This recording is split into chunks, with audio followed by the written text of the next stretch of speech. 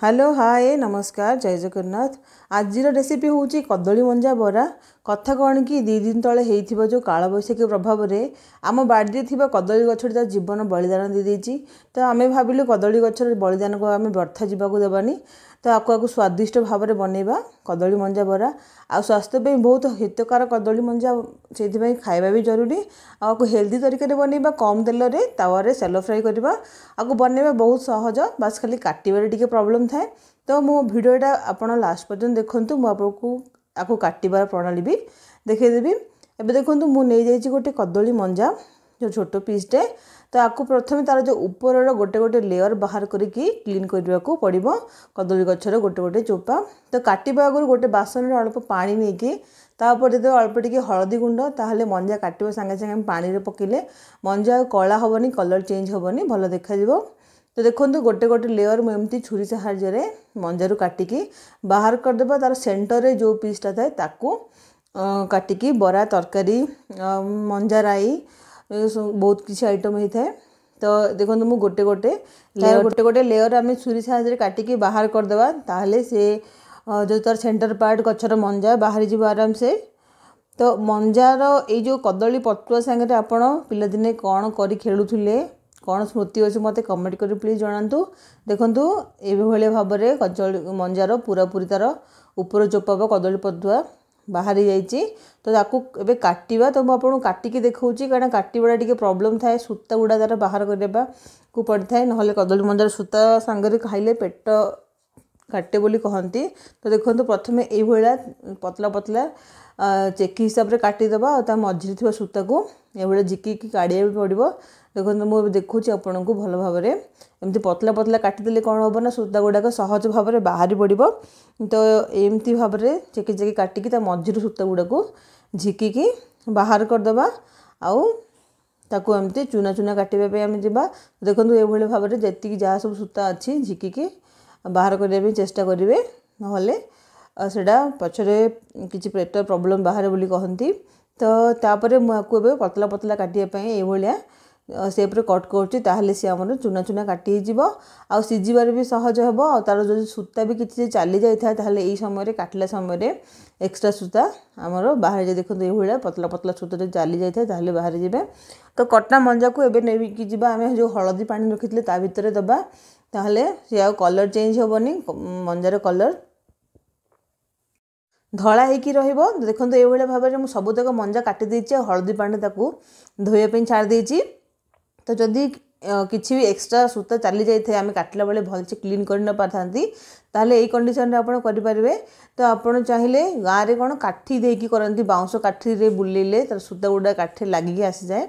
तो मत ये काठी मिललानी मुझे गोटे कंटा चामच नहीं कि भाव में बुले देछि। ताहले जहाँ भी एक्स्ट्रा सूता थिबो चामच लागिकी पळै आसो। देखंतु जो अल्प अल्प सूता पड़ जाइए काटिला समय से गुड़ाक ये भाव में बाहर जीव। तो पूरा सूता ये क्लीन हो। जदि आपन पाखे पॉसिबल हो ताहले किसी गोटे काठी नियंतु, काठी रे बहुत सहज बाहरी जाए। तो देखो ये भाव में सूता सब क्लीन करदे ताको भल भाव में धोईदेबा मंजा को। देखो मुझे धोईकी प्रेसर कुकर नहीं, प्रेसर कुकर ताको भी बॉईल करदेबा। तो ये मुझे प्रेसर कुकर मीडियम फ्लेम रे गोटे सीटी देछि। ताहले तार कषा पानीटा बाहर जीव, कदली भितर थी कषा पानीटा बाहर जीव।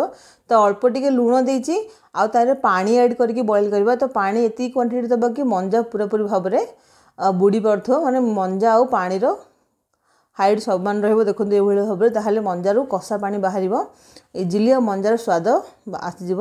तो ये मुझे गोटे सीटी लगे कुकर लगे ढक्कन छाड़ देछि।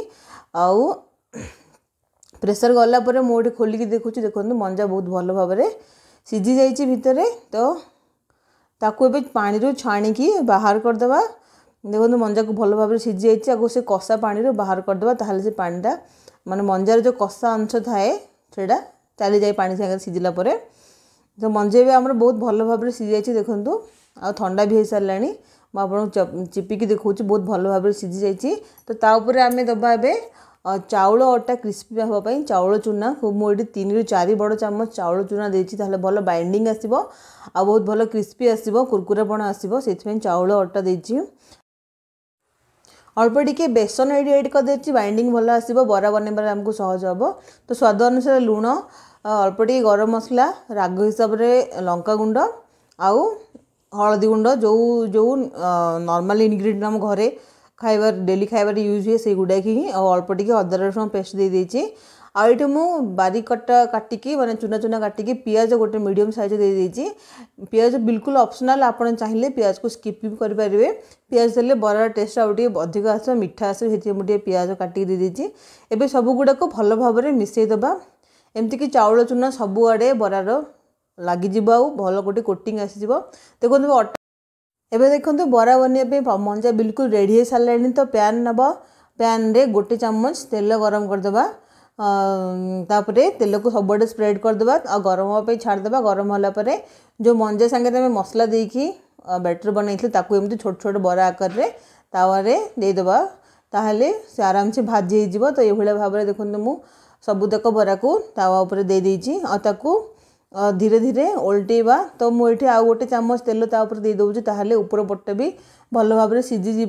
तो मंजा तो आमर सीझी जाइथिला, बस खाली मसला सीझा दरकार। तो अल्प समय बनिकी रेडी हो। एबे देखो तलपट्टा कलर चेंज हो आसला। तो सबुतक बरा को तलपट्टा ऊपर को ओल्टे देबा, ताहले दी पटे जाक भल भाव में भाजी हो। आउ कलर चेंज हो आसले आम ताको बाहर करदे। देखो पूरा कुरकुरा क्रिस्पी बरा बनीगला। तो आउ अल्प समय तलपट्टा टिके सीझी आसले सबुतक बरा को आम बाहर करदे। देखले तो बहुत कम समय बहुत कम तेल रे गोटे हेल्दी रेसिपी बनिकी तैयारी होगला। आपण गछरे कदली गछ थे मंजा को न खाई फिंगी दिंती। तो नेक्स्ट टाइम जिते आप मंजा पाइला ताहले निहाती भाव में ये रेसिपी ट्राई करूँ, बहुत भल लगे। छुआ मैंने भी बहुत खुशी खाइबे, जानीपर कि ये कदली मंजार तैयारी होती। जदि वीडियो भल लगी ताहले लाइक शेयर और कमेंट करूँ और चैनल को सब्सक्राइब करूँ।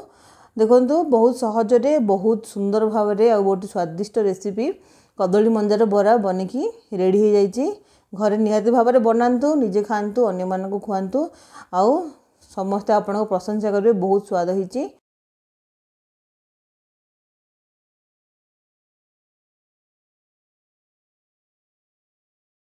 तो यही गला आमर कदली मंजा बरा। Thank you.